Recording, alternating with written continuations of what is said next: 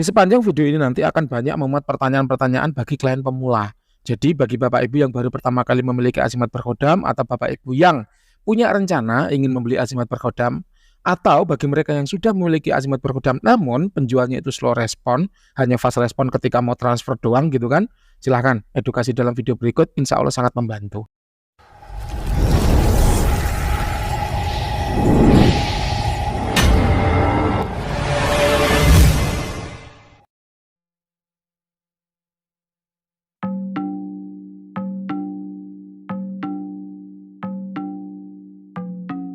Halo para lovers and haters dimanapun Anda berada, baik yang ada di alam nyata maupun alam gaib, apa kabarnya? Salam cerdas bersupranatural.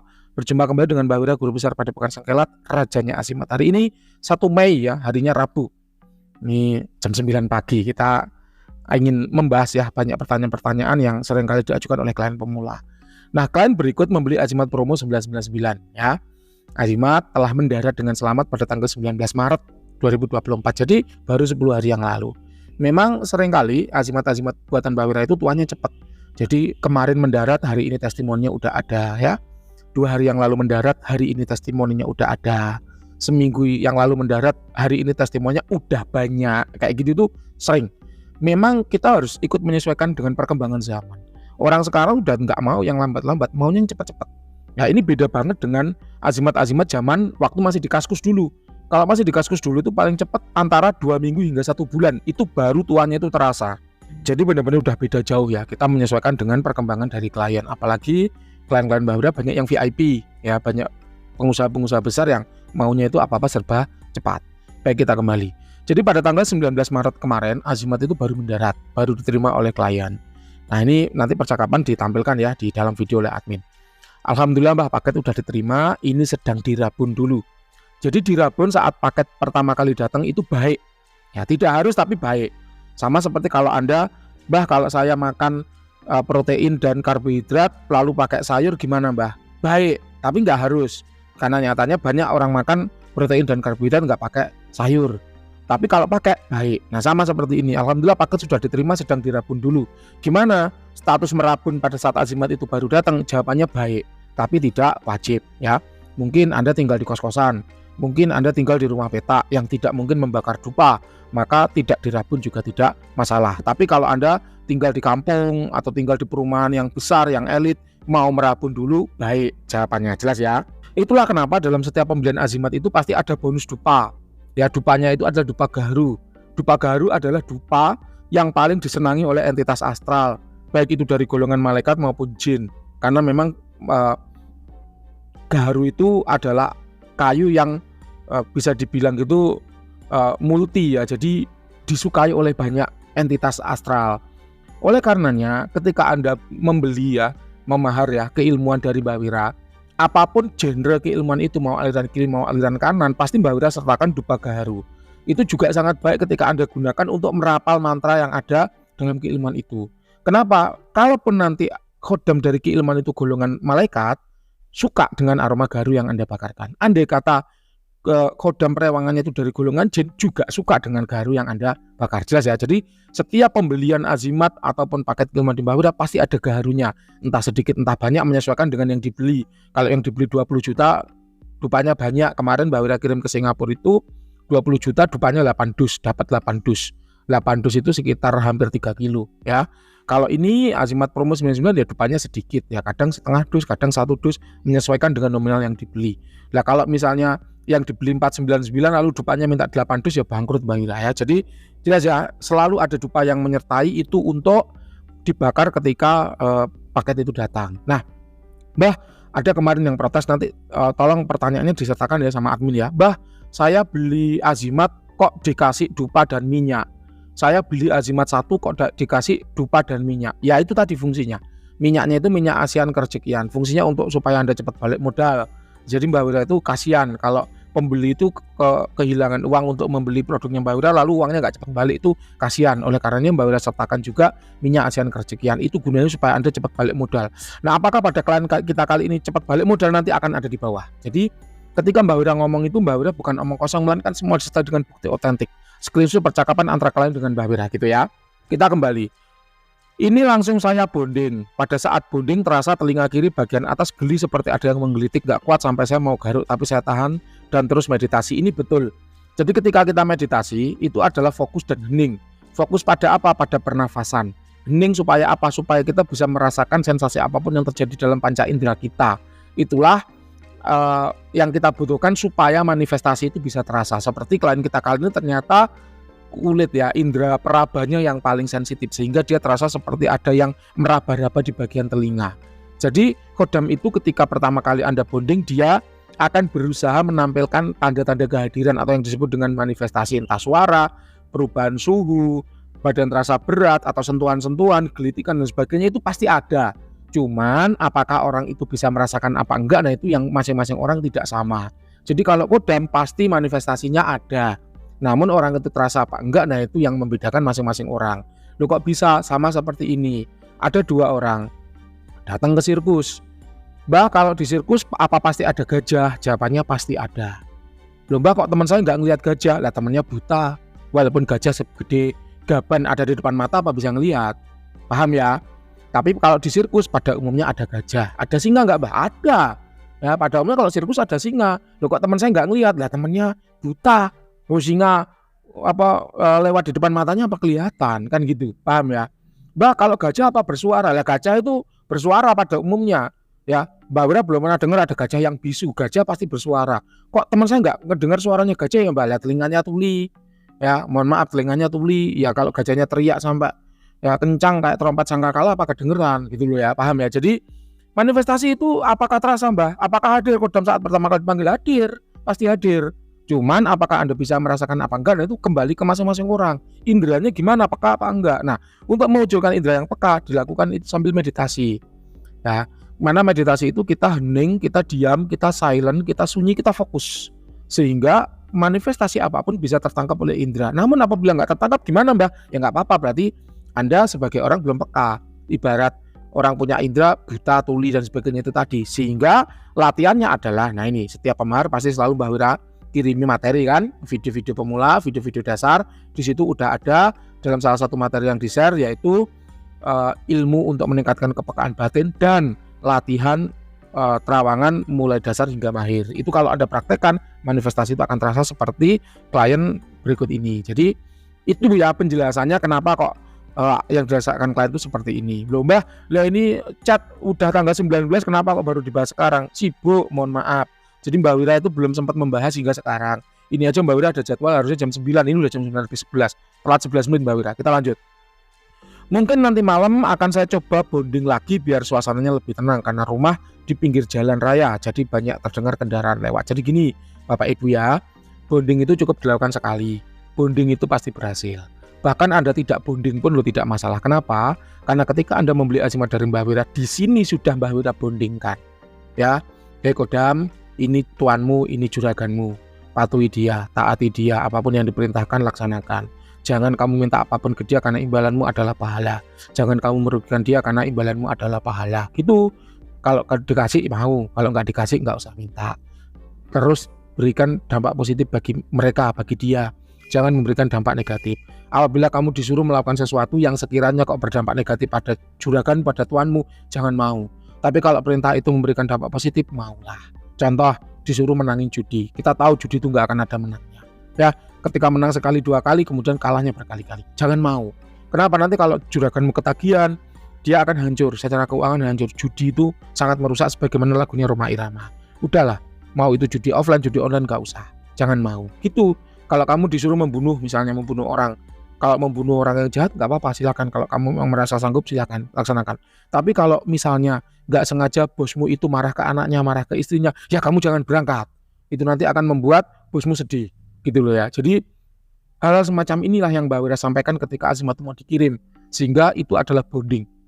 Jadi pertama kali udah dilaksanakan di sini. Makanya ketika azimat itu sampai, bahkan azimatnya belum sampai, tapi kan kodam udah meluncur duluan. Ya azimat itu kan ikut JNT.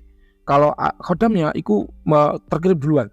Nah itu kadang tuanya udah langsung dirasakan walaupun azimatnya belum sampai. Kenapa? Ya karena seperti ini. Proses bonding di sini itu seperti ini. Panjang itu kalimat perjanjiannya. Gitu. Jelas ya ini ya. Jadi bonding cukup sekali, nggak usah berkali-kali. Ya nanti ada kok di screenshot percakapan dalam video. Tidak perlu dibonding berkali-kali Pak ya, cukup diamati tuahnya sebagaimana video berikut. Jadi ada video dasar ya, 4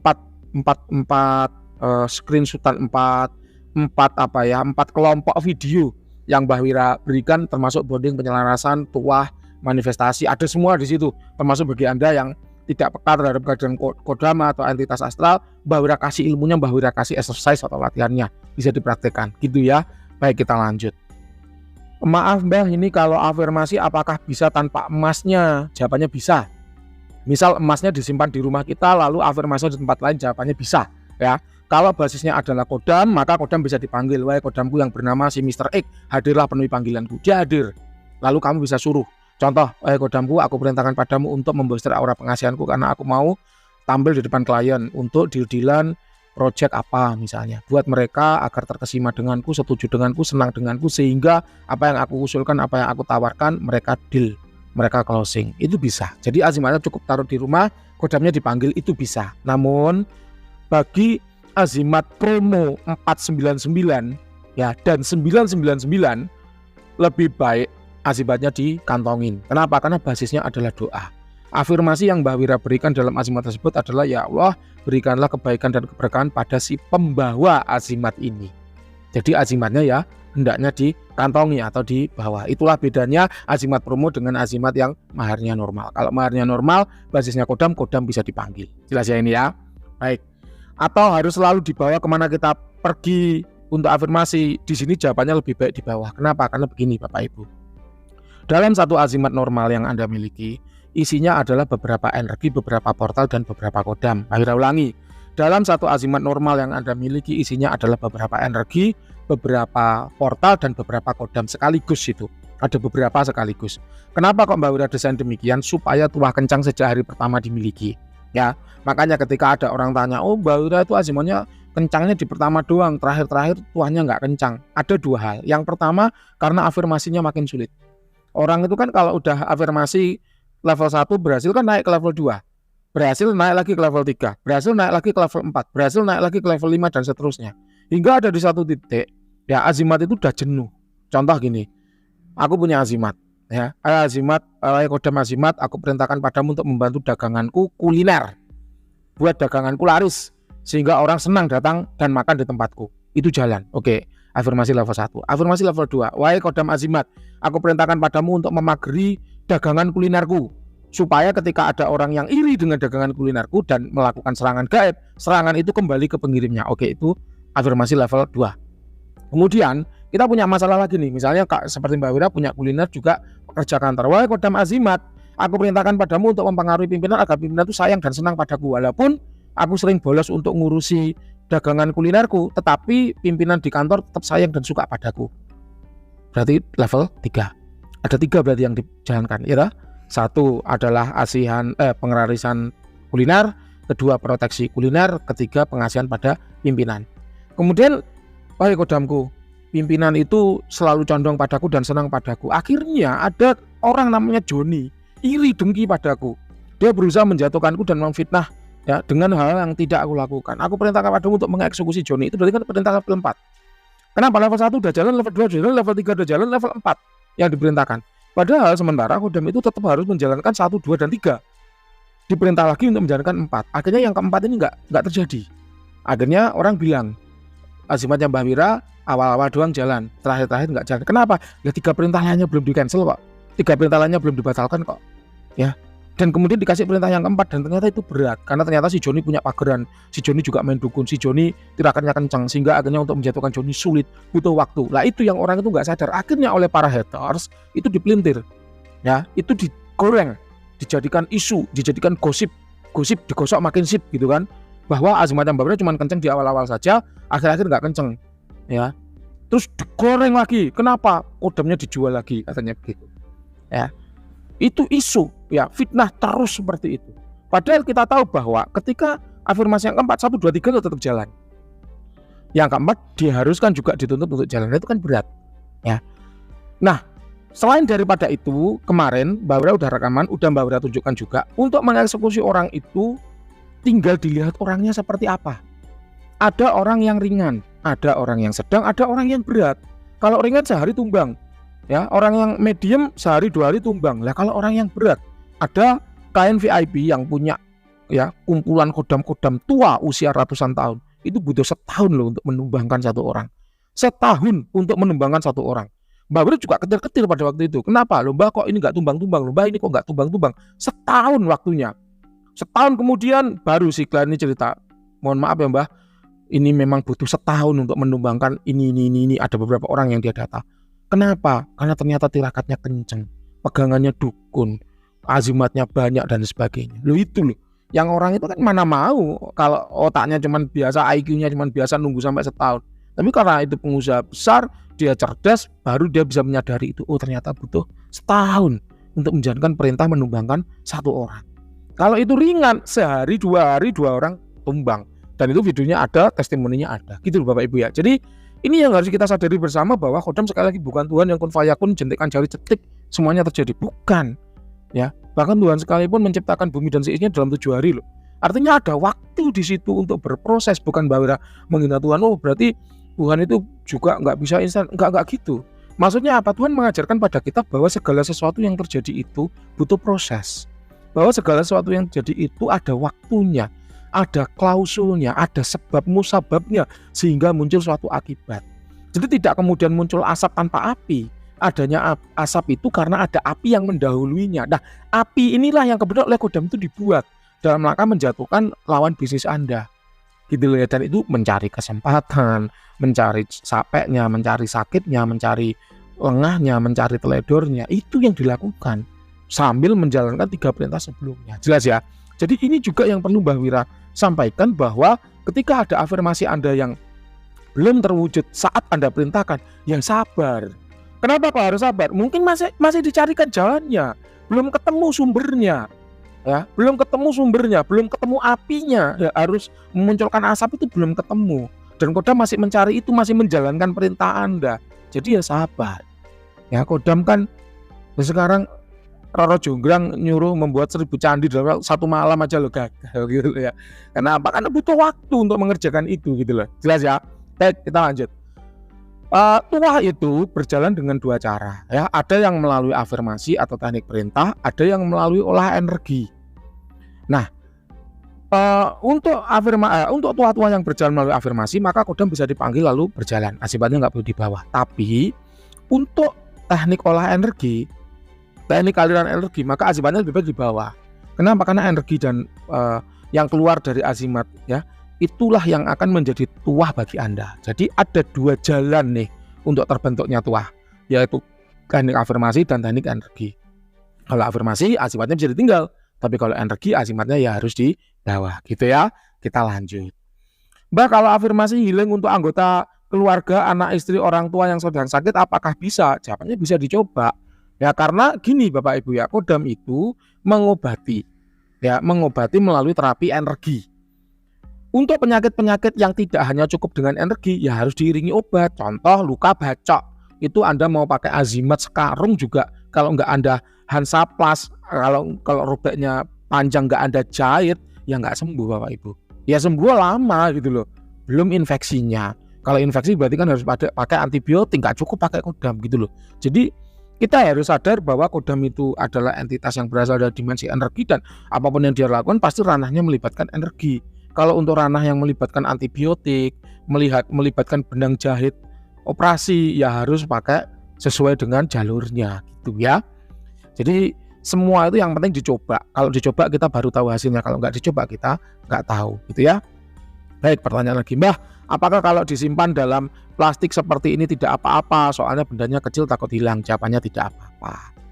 Tanggal 22, dia tadi membeli tanggal 19 ya. Ini tanggal 22. Berarti 3 hari ya setelah azimat itu mendarat. Maaf Mbah, barusan ada kejadian, kalau menurut saya sih kok di luar nalar. Panjang ceritanya dan penuh drama. Intinya laptop saya itu hilang. Ya, laptop saya itu hilang. Nah, setelah pegang khodam 3 hari, laptop yang hilang itu ketemu gitu loh. Laptop itu nilainya 3 juta. Itulah kenapa Mbak Wira bilang beli azimat 999, laptop yang semula hilang balik senilai 3 juta, berarti langsung balik modal. Jelas ya, ini loh yang Mbak Wira maksud Gunanya energi portal dan kodam sekaligus dalam satu azimat supaya tuah kencang sejak pertama dimiliki, sehingga masih ada tambahan lagi minyak asian kerejekian, sehingga Anda cepat balik modal seperti ini contohnya. Nanti akan disertakan dalam video oleh admin supaya Bapak Ibu bisa membaca. Ini teks asli, screenshot asli tanpa rekayasa. Jelas ya? Baik, kita kembali. Tanggal 22 ya tadi ya. Jadi 3 hari setelah memiliki asimat, itu tanggal 24. Berarti 5 hari setelah dia memiliki asimat. Mamba mau tanya, apabila ada 2 orang yang pakai kodam dari Mbah Wira tanpa saling mengetahui dan ternyata mereka saling serang pakai kodam, apakah tuahnya masih bisa jalan atau tidak karena padepokannya yang sama? Penasaran? Kita lanjut di video berikutnya.